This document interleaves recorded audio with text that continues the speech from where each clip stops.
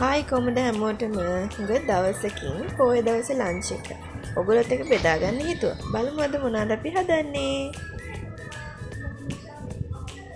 ඉතින් අද මෙන්න මේ දේවල් තමයි හදන්න යන්නේ. සෝයා මීට් එක අනිවාර්යයි. ඉතින් සෝයා මීට් කරි එකක් හදනවා. ඒක මම වෙනස්ම විදියකට හදන්නේ. ඊට පස්සේ පොලොස් එකක් හදනවා මම රසට. ඊට පස්සේ මම ඕන කරන ඔක්කොම ටික කපලා තියාගත්තා. මෙන්න මේ විදියට මට අවශ්‍යව මම ඔක්කොම කපලා තියාගත්තා. මට හරි ලේසියි යන්න. ඒ වගේම පරිප්පු හදනවා. කඩලා පරිප්පු එකක් තමයි මම අද අරගත්තේ හදන්න. ඉතින් අපි මේ ටික හැමින් හදාගමු. ඕනේ කරන දේවල් ඔක්කොම ලේසි. මෙම කපලා තියාගත්තාම හරි ඉක්මනට හොයා ගන්න පුළුවන්. මම පරිප්පු එක තැම්බෙන්න ලිපේ තිබ්බා. මේක මම හොයන්න කලින් පැය දෙකක් තුනක් විතර වතුරේ දාලා තිබ්බ පෙඟෙන්න. ඉතින් ඒකට ඕනේ කරන තුන පහ ටික මම දාන්නේ. මම මේකට වෙන මොකුත් දාන්නේ නැහැ. ලුණු දානවා, කහ දානවා, මිරිස් දානවා. ඔය ටික විතරම තමයි පරිප්පු එකට මම දාගන්නේ. ඔයගොල්ලන්ට පේනවනේ මේ තුන පහ දාන භාජනය මට හරිම ලේසි. බෝතල් අරගෙන ඉන්න දෙයක් නෑ, එකපාර යූස් කරන්න ගන්න පුළුවන්. හැබැයි එක ප්‍රශ්නයක් තියෙනවා මට. එක දිගට එකක් යූස් කරනකොට ටිකක් ආයි මාරු කරන්න ඕනි කියලා හිතෙනවා. දැන් මේ දවස් ටික මට හිතලා තියෙන්නේ ආයි වෙන මොකක් හරි අයිටම් එකකට තුන පහ දාන්න ගියා නම් හොඳයි කියලා. ඉතින් මම අද වැඩි මොකුත් කපාගෙන කොටාගෙන තියාගෙන නෑ. ඔයගොල්ලන්ට පේනවනේ ලුණු, සුදු ලුණු. එතකොට රසකාරක විදියට මම යූස් කරන්නේ කරපිංච, රම්පේ, එනසාල්, කරාබුනටි ඔය දේවල් ටික. ඊට අමතරව මම දැන් කාලෙකින මං හිතන්නේ දැන් අවුරුදු මම මැරි කරත් හරි මෙච්චර කාලෙකට කිසිම ෆන්ක්ෂන් එකකටවත් රසකාරකයක් දාන්න නැහැ උයන්න. ඉතින් මම සෝයා මීට් එක අනලා තියාගෙන තියෙන්නේ. ඒකේ තිබ්බ කරි පැකට් එකත් එක්කම පොඩ්ඩක් සීසන් වෙන්න. සෝයා මීට් එක හදන්න මම යන්නේ. මම non stick pan එක අරගෙන ඒකට තෙල් ටිකක් දාගන්න යන්නේ. ඉතින් මෙන්න මේ විදියට ලිපොන් කරගෙන තෙල් ටිකක් දානවා. මං කිව්වේ හැමදාම සෝයා මීට් කරි එක එකම විදියට කන්න බෑ. ඉතින් මම දැන් අද හදන මෙනු එකට මේක හොදි නැතුව තමයි හොඳ කියලා මට හිතුණා. සහ කම්මැලි නැතුව කන්න පුළුවන් වෙනුනේ. අද චුට්ටක් වැස්ස දවසක් හරි කළු කරලා තියෙන්නේ. ඉතින් අපේ පරිප්පු එක අනිත් පැත්ත හැදෙනවා. මම මෙන්න මේ විදියට රත් වෙච්ච තෙල් ටිකට ඉස්සර වෙලාම දාගන්නේ අර සෝයා මීට් ටික. හොඳට ඒකේ අර තිබ්බ පැකට් එකේ තිබ්බ එක මම හොඳට ඒකට හොඳට අනලා ටික වෙලාවක් තියලා ඒක තමයි මේ ඇඩ් කරගත්තේ. ඉතින් මෙන්න මේ විදියට ඊට පස්සේ අපි චුට්ටක් ලිප්ප වැඩි කරගෙන මේ ටික ක්‍රිස්පි වෙන්න ටිකක් බැදෙන්න දෙන්න ඕනේ. මම ඒ අතරේ හාල් ටික හොද ගන්නවා. මගේ මේ කිචන් එක ටිකක් ඉන්ඩෝර් තියෙන්නේ. ඒ නිසා හරි එළිය ගතිය ටිකක් මදි මෙතෙන්ට. ඔයගොල්ලන්ට ගොඩක් වෙලාවට සමහර වෙලාවට කලවර වෙලා කෙනෙයි. මොකද මේකට ලයිට් කන්ඩිෂන් එකක් මම කොහොම හරි හදා ගන්න ඕනේ මේක හදනවත් එක්ක. ඉතින් මම හාල් ටික නිකම්ම හොදලා තිබ්බා. මම ඒකට අද ග්‍රීන් පීස් ටිකක් දානවා. නිකන් කහබත් එකක් වගේ හදන්නේ. හැබැයි මම මේකට තෙල් එකතු කරන්නේ නැහැ. මොකද අද මම හදන ව්‍යංජන දෙකකට කරාම මම දානවා මේ තෙල්. ඒ නිසා මම හිතුවා මේකට තෙල් දාන්න නැහැ. හැබැයි මම මේකට දැම්ම එනසාල්, කරාබුනටි, එතකොට කහ, ඊට පස්සේ ලුණු, ඒ වගේම රම්පේ කොළ. ඔන්න ඔය ටික දාලා පත් එක හැදෙන දෙනවා. චුට්ටක් ඉදීගෙන එනකොට මම ඒකට ග්‍රීන් පීස් එකතු කරනවා කියලා හිතුවා. දැන් මම බලන්නේ සෝයා මීට් එක මොකද වෙලා තියෙන්නේ කියලා බලන්න. දැන් සෝයා මීට් එක මම උයා ගන්න ගමන් තියෙන්නේ එහා පැත්තේ ලිපේ පරිප්පු එක හැදෙනවා. ඇත්තටම මේ උයනවා කියන එක හරිම ආස වැඩක්. මට මේ ටික හදන්න විනාඩි 15ක්වත් ගියේ නැහැ. මෙන්න මේ විදිහට ඔය රන්වන් පාට පේන්නේ බැදිච්ච සෝයා මීට්. ඒ වගේ ටිකක් ඒ හැම එකක්ම මේ විදිහට එන්න මං චොට්ටක් non stick pan එකේ fry කරගන්නවා. ඒකට මම ටිකක් ලුණු දානවා. ඊට අමතරව සුදු ලුණු ටිකක් දානවා. ආයි මම මේකට රම්පෙයි, කරපිංචයි දානවා.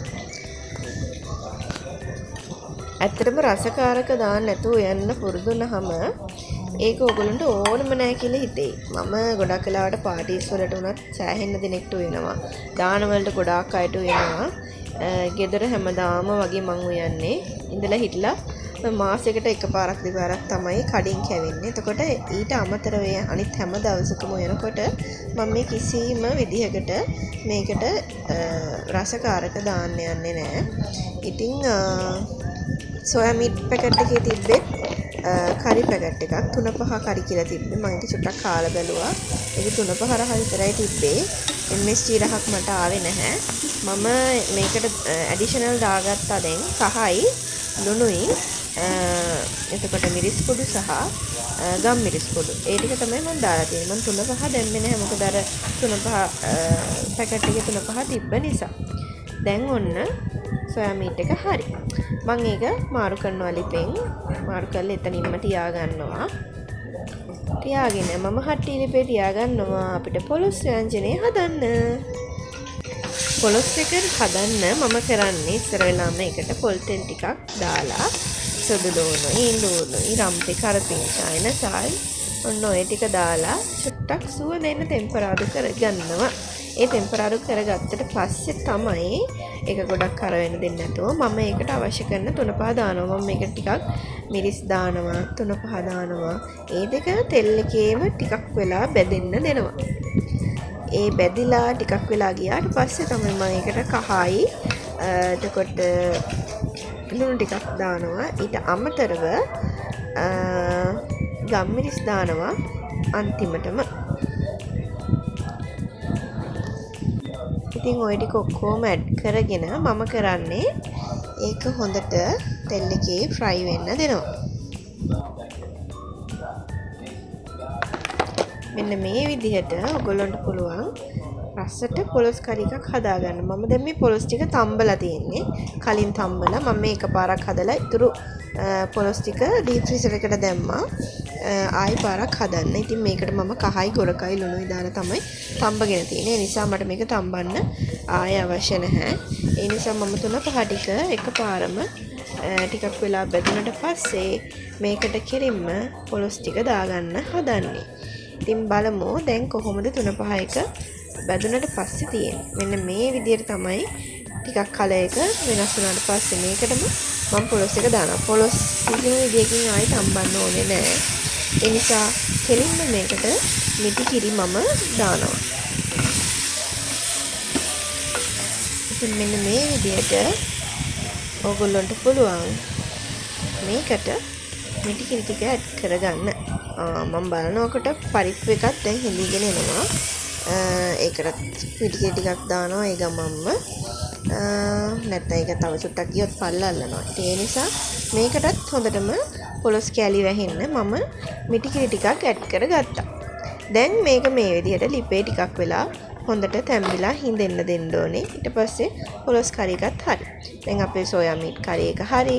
එතකොට පරිප්පු එකත් දැන් හැදීගෙන එන්නේ. පොලොස් එකත් අන්තිම ටිකේ තමයි තියෙන්නේ. මේ ටික හදාගන්න තමයි තියෙන්නේ අපිට ඉක්මනට. මෙන්න මේ විදිහට කඩල පරිප්පු එකත් දැන් හැදීගෙන එනවා. අර මිටි කිරි ටික හොඳට නටනකම් මම මේක ටිකක් ලිපේ තියාගෙන පරිප්පු එක චුට්ටක් හිඳ ගන්න හදන්නේ. දැන් මම මේ කොළමැල්ලුමක් හදාගන්න යන්නේ. මට ඉතින් චූටි පැටියෙක් ඉන්නනේ නිසා මම මේකට දාන්නේ ලුණුයි ගම්මිරිසුයි විතරයි. ඔන්න ওই දෙක විතරමයි දාන්නේ. ඊට අමතරව මම දෙහි දානවා. ඉතින් පොල් එකටම ලුණුයි ගම්මිරිසුයි දාලා හොඳට පොල් එක අනා ගන්නවා ඉස්සර වෙලාම. මේකට කොළ දාන්න කලින් මම අද කතර මුරුංග කොළ තමයි හදාගන්නේ. අමුවෙන්ම තමයි මේකට මික්ස් කරන්න යන්නේ. මම ඊට කලින් හොඳට දෙහි දාලා පොල් එකටම දෙහි ටිකත් හොඳට අනා ගන්න හදන්නේ. ඉතින් මෙන්න මේ විදිහට මම දෙහි කිරි දෙකක් දැම්මා. හොඳට පොල් එක දෙහි දාලා මෙන්න මේ විදිහට අතින් හොඳට මික්ස් කරගන්න. ඉතින් මම මේ ගෙදර අයට කන්න හදන්නේ ළමයි ග්ලව්ස් නැහැ කියලා කියන්න එපා. මේකටම මම දැන් අර කතුරු මුරුංග අමු කපාගත්ත කොළ ටික දානවා. කතුරු මුරුංග අමුෙන් හදලා කන්න හරිම රසයි. ඉතින් ඒ වගේම සෑහෙන්න ගුණයි. අනිත් එක තමයි පොඩ්ඩක්වත් තිත්ත නැහැ ළමයි. ඉස්සරලා මම පොල් එක මික්ස් කරගන්නවා. ඊට පස්සේ ලාවට කොළ ටික ඒ පොල් ටිකට මික්ස් කරනවා විතරයි. අතින් පොඩි කරන්නේ නැහැ. නැත්තම් කන්න බෑ තිත්ත වෙනවා. ඉතින් අපේ කොළ එකත් හරි. ඉන්නකො මම ඔයගොල්ලන්ට පෙන්නන්න කොහොමද දැන් කොළ එක හදලා ඉවරනවා. මෙන්න මේ විදිහට තමයි කොළ එක පේන්නේ. ඉතින් කතුරු මුරුංගා අමුයෙන් කොළ සම්බෝලේ. මේ තියෙන්නේ අපේ පොලොස් එක. පොලොස් එක ගාන්ට හැදීගෙන යනවා. තව චුට්ටක් හිඳෙන්න ඕනි කියලා මට හිතෙනවා. ඒ නිසා තව ටිකක් වෙලා මම මේක හිඳව ගන්නවා. මේ තියෙන්නේ අපේ කහ බත් එක. බත් එකත් හැදිලි ඉවරයි ඒ අසරේ. ඉතින් මම ග්‍රීන් පීස් එකට දැම්ම ලස්සනට තියෙනවා බත් එක. සුවඳත් එනවා මේ වෙලාවේ හොඳටම. ඉතින් කොළ මැල්ලුම හරි, පොලොස් එකත් දැන් හරි, සෝයා මීට් එකත් හරි, පරිප්පු එකත් හරි. ඉතින් අවසානෙට ඔක්කොම ටික අපි හදාගෙන ඉවර කරා.